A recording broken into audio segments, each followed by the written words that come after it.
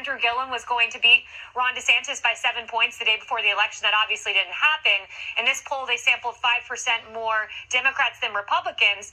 But even then, they're finding 55% don't believe that Joe Biden is competent, that he's not being effective in governing. Dave Rubin. Well, I think it's pretty clear that Joe Biden is not competent. I mean, I'll give him the benefit of the doubt and assume that he is the one making the decisions. I guess I'm just in a generous mood this morning. But this shouldn't really surprise anybody that isn't completely...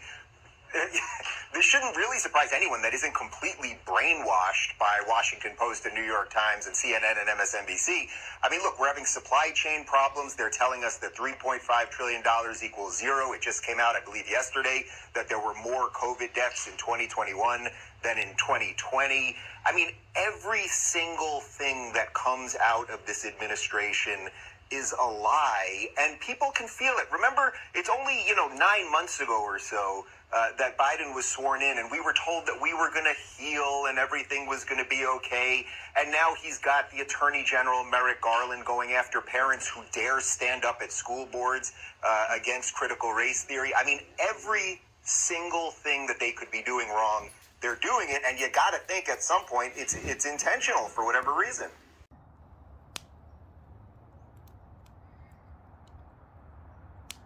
Migrants entering this country illegally, maybe they'll go through some kind of processing. They're not going to actually come into this country through the legal channels.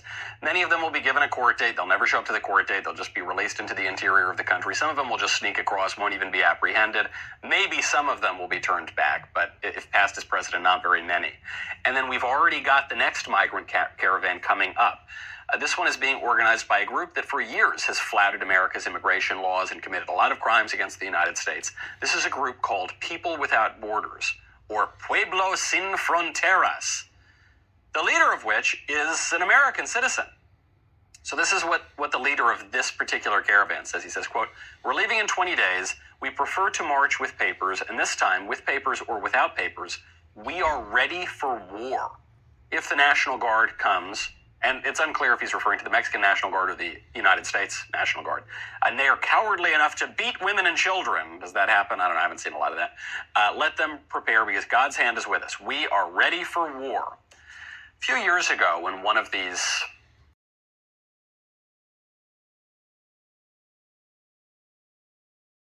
we're looking at, this, I think, is inarguably an invasion. When you have the group of people saying, we are ready for war, we are going to come and commit acts of war, I think it's pretty clear that you are dealing with people who are invading your country. Certainly the group organizing this, Pueblo Sin Fronteras, that is a group that is waging war against the United States. Certainly the cartels that are ferrying people across, certainly they are waging war against the United States. And what are we doing about it? Nothing. Even when Border Patrol is trying to stop it, the politicians tie their hands behind their backs. They say, no, you can't use horses. You can't actually enforce the law. You just basically got to stand there and take it. And our guys are being mocked. Border Patrol is being mocked by some of the worst people on earth, these drug cartels at the southern border. There are right now, this is according to Bill Malugan. Is it Magulin or Maglugan? I'm certainly mispronouncing his name, but he's a very good reporter.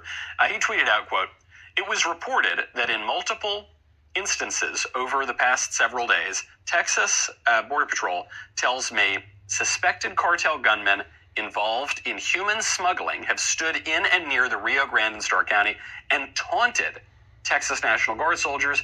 They wear tack vests and have AK-47s. So we now have some of the worst, most degenerate, filthy, dangerous criminals on earth. The cartels right down there at the southern border are wearing body armor and they are waving AK-47s like they are Osama bin Laden, like they are Soviet soldiers or the other militants who stole Soviet weapons at the border, mocking what is supposed to be the strongest country in the world, with our National Guardsmen standing there at the border, and there's nothing they can do. What are they going to do?